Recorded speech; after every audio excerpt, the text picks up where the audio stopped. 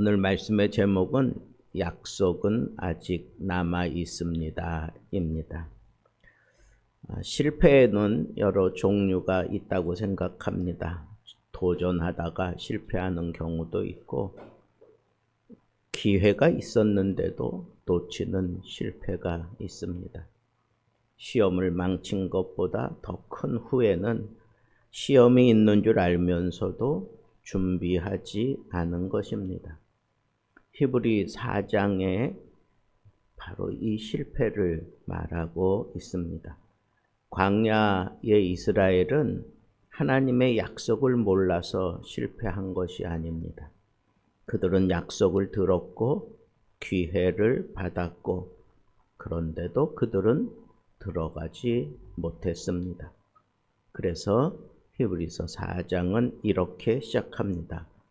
그러므로 우리는 두려워할지니. 실패하는 것을 두려워하라는 거죠. 그런데 내가 열심히 노력하고 실패한 것을 두려워하라는 게 아니에요. 약속이 주어졌는 줄 알면서도, 말씀을 들었는데도, 그랬는데도 실패하는 것을 두려워하라는 겁니다. 4장 1절이 그러므로 라고 하는 단어로 시작이 됩니다. 그것은 3장 말씀에 이어서 혹은 3장 말씀의 내용의 결론 부분이라고 우리가 생각을 해야 합니다. 그들은 애굽에서 구원을 받았다. 홍해를 건넜다. 만나를 먹었다. 구름 기둥과 불 기둥을 보았다. 그리고 성경은 말합니다. 그들의 마음이 미혹되어 내 길을 알지 못하였다. 구원 사건을 경험했으나 그러나 그들은 믿음의 결단을 내리지 못해서 결국은 안식에 들어가지 못했다.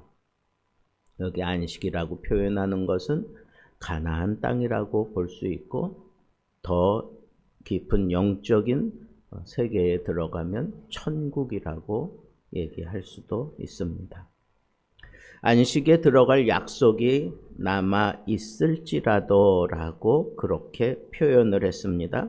그의 안식에 들어갈 약속이 남아 있을지라도 너희 중에 혹 미치지 못할 자가 있을까 함이라. 그러니까 두려워하면서 너희들 자신을 살펴보라는 거예요. 여기서 중요한 단어는 아이러니하게도 남아있다라고 하는 단어입니다. 광야 세대는 실패했지만 약속은 철회되지 않았다는 거예요. 문은 아직 닫히지 않았다는 거예요. 이것이 은혜입니다. 그러나 동시에 위험한 기회이기도 합니다. 왜? 그들은 굉장한 이적을, 이 세상에서 경험할 수 없는 놀라운 하나님의 은혜를 경험했으면서도, 그 놀라운 이적을 보고 굉장한 구원 사건을 보면서도 그들은 미혹되어서 안식에 들어가지 못했는데, 오늘날은 그런 놀라운 능력을 꿈꾸지도 않고, 그런 놀라운 능력을 우리는 기대하지도 않고, 그런 놀라운 능력이 필요 없는 시대고, 그런 놀라운 능력을 통해서 하나님은 구원의 역사를 이루어 가시는 분이 아니고, 예수 그리스도를 통해서, 십자가를 통해서 사람들이 예수 그리스도를 믿음으로 말미암아 안식에 들어갈 수 있는 그런 시대를 우리는 살아가기 때문에 두려워해야 된다 하는 겁니다. 안식이 남아있다. 그런데도 기뻐하라 그러지 않고 두려워하라 하는 말로 그렇게 시작하는 이유가 뭘까요? 그것은 같은 실패를 반복하지 말라는 거죠. 그런데도 그 말 속에는 같은 실패를 지금 너희들이 범하고 있다라고 하는 그런 지적이기도 한 것입니다. 말씀을 들었으나 유익하지 못한 이유가 뭐예요? 그들과 같이 우리도 복음 전함을 받은 자이나 들은 바 말씀이 그들에게 유익하지 못한 것은 듣는 자가 믿음과 결부시키지 아니함이라. 믿음과 결부시키지 아니함이라.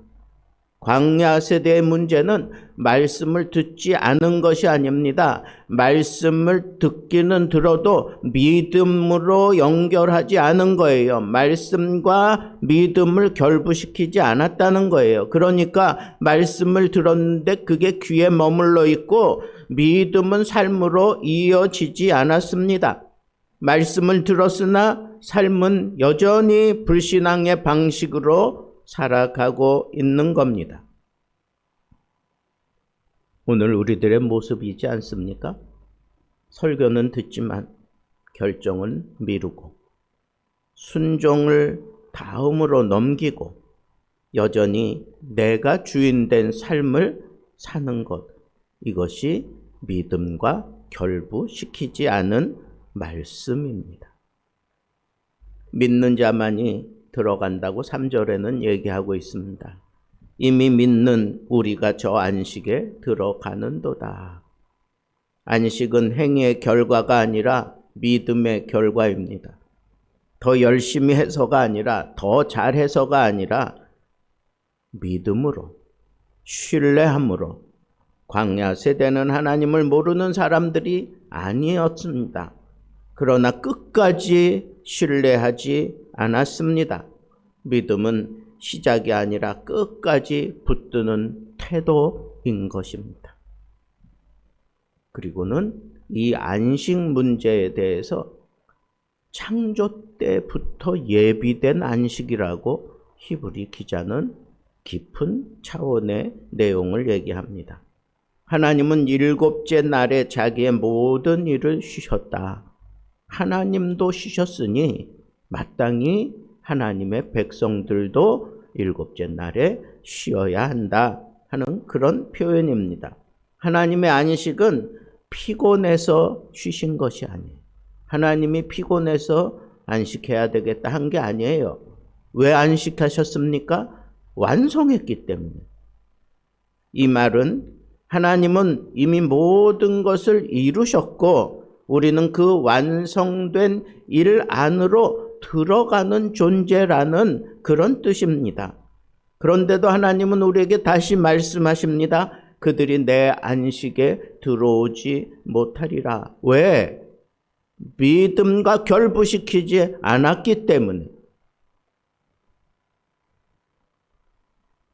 마음이 미혹받아서 나에게서 떠났기 때문에, 순종하지 않기 때문에 그렇다는 겁니다. 히브리 기자가 얘기한 이 말씀을 오늘 우리들이 듣는 메시지로 한번 끌어당겨 보겠습니다. 히브리서 4장 1절부터 5절에 있는 말씀은 우리에게 이렇게 묻는 겁니다. 여러분은 여전히 애쓰며 증명하고 있습니까? 아니면 이미 이루신 하나님의 약속 안으로 들어가고 있습니까? 안식은 아무것도 하지 않는 상태가 아니라 하나님을 온전히 신뢰하는 상태예요. 무엇으로? 믿음으로 말이에요. 믿음으로 믿음을 증명해내는 것, 그것이 바로 안식을 누리는 자만이 할 수 있는 그런 축복인 것입니다. 오늘 들어가시기 바랍니다. 가장 위험한 신앙은 말씀을 듣고도 움직이지 않는 신앙입니다. 오늘도 약속은 남아 있습니다. 그러나 오늘이라고 하는 이 시간에 들어가지 않으면 내일은 없습니다. 히브리서 기자는 말합니다. 오늘 너희가 그의 음성을 듣거든 너희 마음을 완고하게 하지 말라. 미혹받지 말고 내 품 안으로 달려들어라. 이제 너희에게 주어지는 모든 말씀을 더 이상 시험하고 증험하려고 들지 말고 철저하게 믿음으로 결부시키는 그런 태도로 순종해서 나의 안식을 누리자 하는 것이 오늘 말씀의 핵심 포인트입니다. 사랑하는 성도 여러분, 하나님의 약속을 미루지 않으신다는 이 말씀이 우리에게 얼마나 큰 도전이 됩니까? 그 말씀을 내가 믿음으로 결부시킬 수만 있다면 이미 예비되어진 안식에 나는 들어간 것이고 또 그 안식을 누리기 위해서 계속 들어가는 그런 모습으로 이 거칠고 험난한 세상, 미혹이 많은 세상을 살면서도 나는 당당하게 믿음으로 승리하며 살아갈 수 있는 사람이 틀림없습니다. 여러분, 남아있는 믿음에 걸맞는 이 세상에 하나님이 남겨놓으신 남은 자로 살아가기 위하여 믿음으로 결부시킬 줄 아는 탁월한 믿음의 사람들 되기를 우리 주님의 이름으로 축복합니다.